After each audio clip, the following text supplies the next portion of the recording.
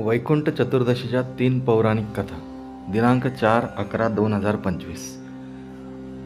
या 3 कथा वैकुंठ चतुर्दशीच्या पुराणांमध्ये ठळकपणे आढळतात व असे म्हटले जाते की वैकुंठ चतुर्दशीच्या दिवशी त्यांचे वाचन केल्याने 14,000 पापकर्मांचे पाप नष्ट होतात। त्या 3 कथा पुढीलप्रमाणे। कथा क्रमांक 1। वैकुंठ चतुर्दशीच्या पौराणिक कथेनुसार एकदा नारदजी पृथ्वीवरून प्रवास करून वैकुंठधाम येथे पोहोचले। भगवान विष्णूने आदराने त्यांना बसवले आणि प्रसन्न होऊन त्यांच्या भेटीचे कारण विचारले। नारदजी म्हणाले, हे प्रभू, तुम्ही स्वतःचे नाव कृपानिधान ठेवले आहे, यामुळे फक्त तुमचे प्रिय भक्तच वाचतात, सामान्य पुरुष आणि स्त्रिया वंचित राहतात, म्हणून कृपया मला असा सोपा मार्ग सांगा की ज्याद्वारे सामान्य भक्तही तुमची पूजा करून मोक्ष मिळवू शकतील। हे ऐकून विष्णूजी म्हणाले, हे नारद, माझे ऐका। कार्तिक महिन्याच्या शुक्ल पक्षातील चतुर्दशीला जे पुरुष आणि महिला उपवास करतात आणि भक्ती व श्रद्धेने माझी पूजा करतात त्यांच्यासाठी स्वर्गाचे दरवाजे उघडे असतील। यानंतर भगवान विष्णू जय आणि विजय यांना बोलवतात आणि कार्तिक चतुर्दशीला स्वर्गाचे दरवाजे उघडे ठेवण्याची आज्ञा देतात।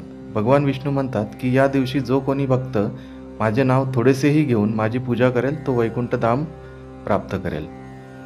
कथा क्रमांक 2। पौराणिक कथेनुसार भगवान विष्णू एकदा देवतांचे सर्वोच्च देव महादेव यांची पूजा करण्यासाठी काशीला आले होते। तेथे मणिकर्णिका घाटावर स्नान केल्यानंतर त्यांनी 1000 सुवर्ण कमळाच्या फुलांनी भगवान विश्वनाथाची पूजा करण्याचा संकल्प केला। अभिषेकानंतर जेव्हा त्यांनी पूजा सुरू केली तेव्हा भगवान शिव यांनी त्यांच्या भक्तीची परीक्षा घेण्यासाठी एका कमळाचे फूल कमी केले। पूजा पूर्ण करण्यासाठी भगवान हरीला 1000 कमळाची फुले अर्पण करावी लागली। फुलांची कमतरता पाहून त्याने विचार केला, माझे डोळेही कमळासारखे आहेत, मला कमलनयन आणि पुंडरीकाक्ष असे देखील म्हणतात। असा विचार करून भगवान विष्णूने त्यांचे कमळासारखे डोळे अर्पण करण्याची तयारी दर्शवली। विष्णूच्या या अपार भक्तीने प्रसन्न होऊन परमदेव महादेव प्रकट झाले आणि म्हणाले, हे विष्णू, या जगात तुमच्यासारखा माझा दुसरा भक्त नाही। आजच्या कार्तिक शुक्ल चतुर्दशीला आता वैकुंठ चतुर्दशी असे म्हटले जाईल आणि जो कोणी या दिवशी प्रथम उपवास करून तुमची पूजा करेल तो वैकुंठधामास प्राप्त होईल। या वैकुंठ चतुर्दशीला भगवान शिवाने विष्णूला लाखो सूर्यांचे तेज असलेले सुदर्शन चक्र दिले। शिव आणि विष्णू म्हणतात की या दिवशी स्वर्गाचे दरवाजे उघडे राहतील। या नश्वर जगात राहणारा जो कोणी हे व्रत पाळेल त्याला वैकुंठधामामध्ये स्थान मिळेल। कथा नंबर 3। धनेश्वर नावाचा एक ब्राह्मण होता ज्याने अनेक दुष्कर्म केले आणि अनेक पापे केली।